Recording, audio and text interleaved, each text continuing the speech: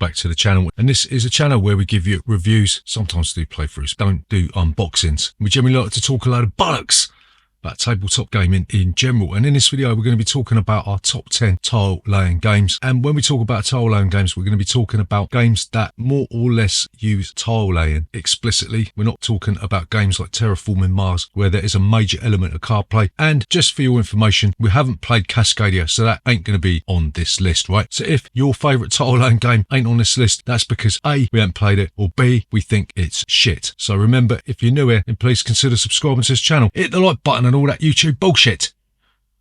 See you after this.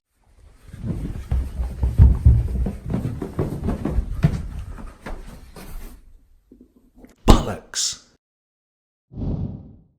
So number 10 on the list of our top 10 tile laying games is a game that was released in 1963 and it's designed by renowned designer Sid Sachs, and it is Acquire. In this game, you'll be drawing tiles from a bag into your hand. You'll be placing these tiles out onto a plastic board and you will be trying to connect different tiles together so that you can create corporations, expand corporations, and in doing so, make other corporations go bust that will generate cash. Acquire is a fascinating game. It might be a little bit bland in its presentation.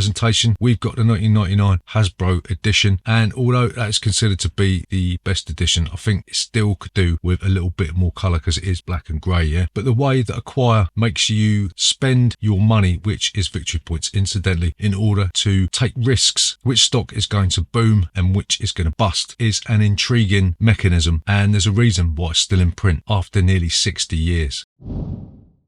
So number 9 on our list of our top 10 tile laying games is a game that was released in 2010. It is a game called Glenmore, and we're not talking about the later game Glenmore 2, we're talking about the original Glenmore. In this game, you'll be taking on the role of a chieftain of a Scottish clan, and you'll essentially be moving your chieftain around a board, taking tiles and doing the sort of Tokaido thing where if you are in last place, then you'll be able to take another tile, yeah? Once you moved your chieftain, you'll be able to take that tile and then you'll place it into your player area, and this will give you benefits, yeah? There's also a novel market system in this game, and each tile does a different thing. Yellow and green tiles produce resources, brown tiles give you victory points. It's the first time I've seen anything brown give me a reward, and grey tiles allow you to increase the size of your clan, yeah? Glenmore is a fantastic game. The original is out of print, and I don't think it's going to come back because you've got Glenmore 2. But we haven't played Glenmore 2, so we're stuck with Glenmore. And whilst I usually hate the smell of Glasgow, I sort of put up with it when I play this game, you know what I mean?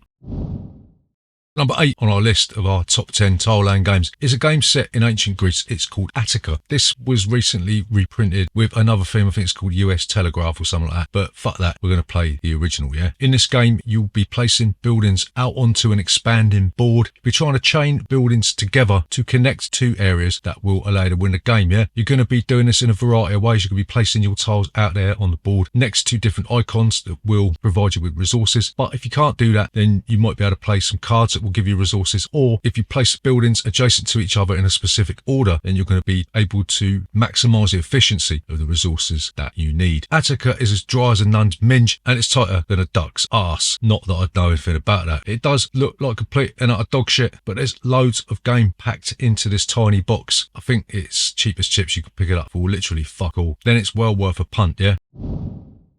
So number 7 on this list is a game called Azul. This game's a little bit different because the tiles aren't made of cardboard. They're made of a really nice type of resin, yeah? In this game, you'll be taking tiles from a load of what's called factories. They're basically tiles that are placed around the centre of the table. And the tiles that you don't take from these factories will be placed in the middle of the table. So future players get the choice of taking tiles from a factory, or they could take all of the tiles of one type from the centre of the table, yeah? So in choosing what you want, you also might be gifting another player what they want. Once you've done that, you'll be placing tiles out onto your player board, stacking them up in different rows, allowing you to take tiles from your pattern lines and put them out onto your main player board, yeah? The risk reward mechanism in Azul is absolutely fascinating. Do you take tiles from the factory that will allow you to complete those pattern lines that will in turn allow you to score points on your main player board, or do you put off doing that because that's going to gift your opponent exactly what tiles they want? So you'll constantly be thinking ahead, trying to judge what's going to end up in the centre of the table, because once all the factories are depleted, then the round ends, right? So yeah, Azul is a really, really simple game. Maybe it spawned a few too many add-ons, yeah, but we've only got the original vanilla Azul, and that is enough for me, right?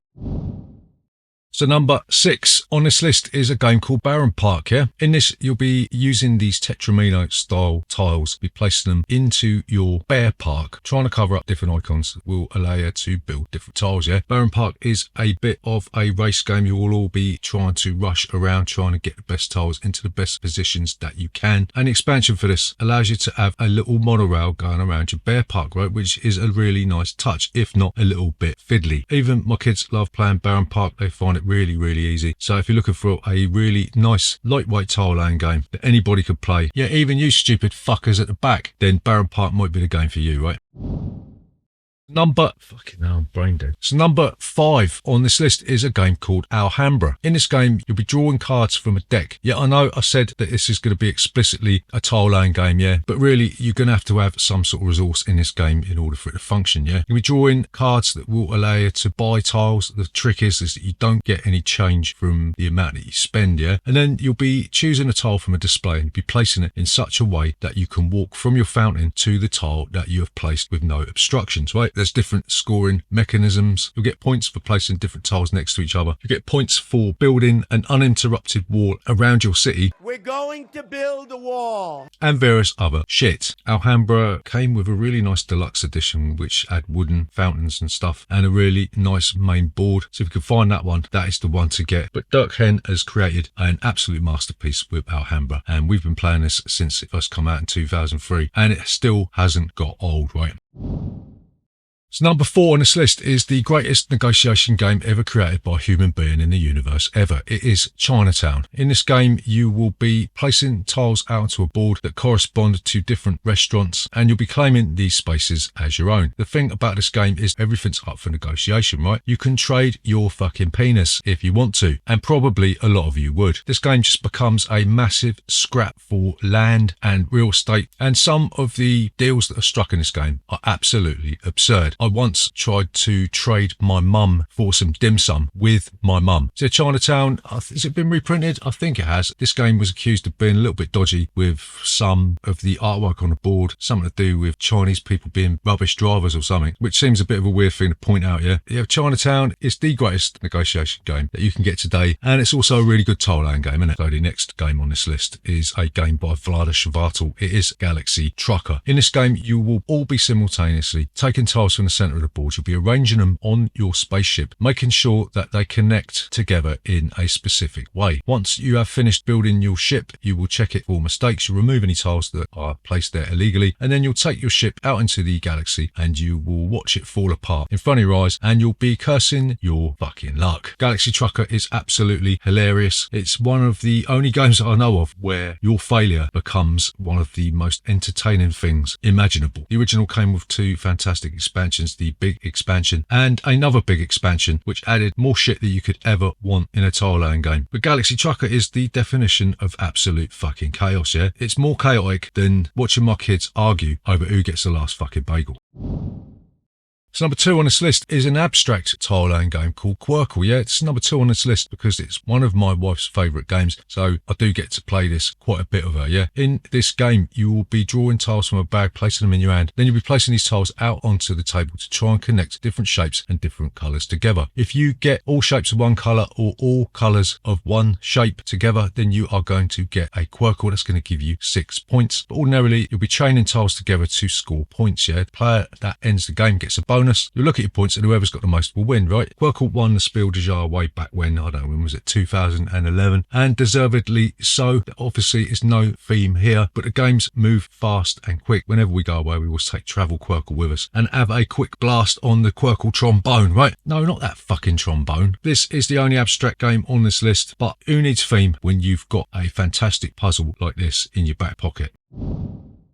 Number 1 on this list, the greatest tile laying game ever made, is Carcassonne, right? This game was released, I think, 1999, 2000, and it still holds up today, yeah? In Carcassonne, you'll be taking a tile from different stacks and you'll be deciding where to place it on the board. Once you've done that, then you can choose to place your meeples, and one of the fantastic things about this is that you get to choose what type of points you get when you place your meeples. Are you going to place them on a road, taking control of that road so that nobody else can do it? Are you going to place them in cities and place them in cities with shields that are going to give you double points, yeah? Or are you going to place them in fields where at the end of the game you're going to score points for how many tiles surround that meeple, yeah? Carcassonne operates on a hidden final scoring ticket. You don't really know until the end of the game, once you've done your farmers, who is going to win, and that keeps you on tenterhooks, yeah? There's loads and loads of expansions for this. We don't have any of them. We're still playing vanilla Carcassonne to this day, nearly 2 decades after it was first released, yeah? And that says something about the enduring quality of this game. It's been copied to death and it will never ever go out of print, and that is the reason why Carcassonne is our #1 tile laying game of all time. So there you go. That is our top 10 tile laying games ever made. Remember, if you are new here, please consider subscribing to this channel, hit the like button and all that YouTube bullshit. See you next Tuesday.